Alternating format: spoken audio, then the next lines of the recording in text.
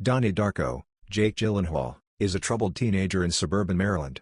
A schizophrenic with a history of violence, he has recently stopped taking his medication and as a result is sleepwalking. His parents, Rose and Eddie, Mary McDonnell and Holmes Osborne, and his sisters, Elizabeth and Samantha, worry about him. One night at dinner, Donnie and his sister get into a profane argument during which Elizabeth reveals she knows Donnie is no longer taking his medication.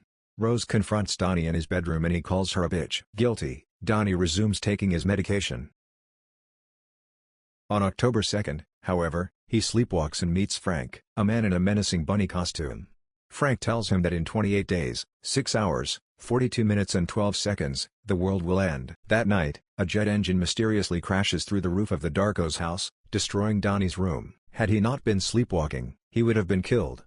On the way to the office of Dr. Thurman, Donnie's therapist, Donnie and Eddie nearly run over Roberta Sparrow, also known as Grandma Death, a senile old woman who spends her days walking back and forth from her house to the mailbox across the street. Grandma Death whispers in Donnie's ear that all that lives ultimately dies alone. This greatly troubles Donnie, who worries that life has no meaning. A few days later, Frank appears to Donnie in a hallucination and encourages him to flood the private high school he attends by breaking open the water main with an axe. Donnie also embeds the axe in the head of the school's solid bronze statue of its mascot and spray paints "They made me do it" on the sidewalk. School is cancelled that day and Donnie walks home Gretchen, the new girl in school. She reveals that her stepfather nearly killed her mother and is still on the loose. Donnie reveals his own troubled past as well as his intelligence. Gretchen decides that Donnie is weird and that this makes him attractive. They agree to become a couple. Donnie has a troubled relationship with the faculty at his high school. Miss Pomeroy appreciates his intellect and ability to engage with and understand the difficult material she assigns them to read in English class. The science teacher, Mr. Manitoff, finds him a little more troubling, and Kitty Farmer, the high-strung and socially conservative health instructor, is offended that he questions her use of self-help tapes in class. After he profanely rejects her use of the simplistic methods espoused by local celebrity Jim Cunningham, Donnie finds himself suspended from after-school activities.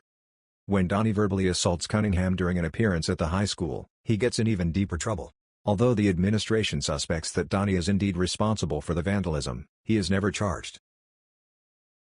Frank continues to appear to Donnie and tells Donnie that they can do anything and won't get caught. Frank also tells Donnie about time travel, further confusing him. Soon, Donnie sees tubes of fluid light extending out of his family's chests, indicating where they will go. His own tube beckons him to follow as it enters his parents' room and reveals the gun his father keeps in a box in the closet. Donnie speaks about time travel with Mr. Manitoff, who gives him a book, The Philosophy of Time Travel, written by Roberta Sparrow. She used to be a nun and a teacher at the high school. However, the climate at the school is becoming increasingly conservative as Kitty Farmer leads a protest against Ms. Pomeroy's choice of reading material. One of the stories she had assigned, Graham Greene's The Destructors, features teenagers who destroy a man's house by flooding it. Ms. Pomeroy is fired and Mr. Manitoff, who is also her boyfriend, refuses to discuss time travel with Donnie once his questions take a theological direction. Gretchen and Donnie grow closer. She is one of the few people he opens up to about his time travel visions, and they discuss how they wish they could travel back in time and prevent the bad things in their lives from happening. Dr. Thurman increases Donnie's medication and begins hypnotherapy with him. But Frank continues to appear to Donnie. One night, Donnie and Gretchen go to see a horror movie. Gretchen falls asleep and Frank appears. When Donnie asks Frank to remove his bunny suit, Frank asks Donnie to remove his human suit, then acquiesces and takes the head off, revealing a young adult with a gruesome wound in his right eye. When Donnie asks about the cause of the eye wound, Frank whispers "I am so sorry" and then directs Donnie's attention to the movie screen. A portal opens, revealing Jim Cunningham's house. Frank tells Donnie to burn it to the ground. Donnie leaves the sleeping Gretchen in the theater and does as Frank tells him to. He is not caught, and firefighters discover a kiddie porn dungeon in a hidden room in the mansion. Cunningham is arrested the next morning. Kitty Farmer, a friend and devoted follower of Cunningham's, decides she must lead his public defense and asks Rose to accompany the school's dance team, Sparkle Motion, to Los Angeles to appear on Star Search. Samantha is Sparkle Motion's lead dancer and, against her better judgment, Rose agrees.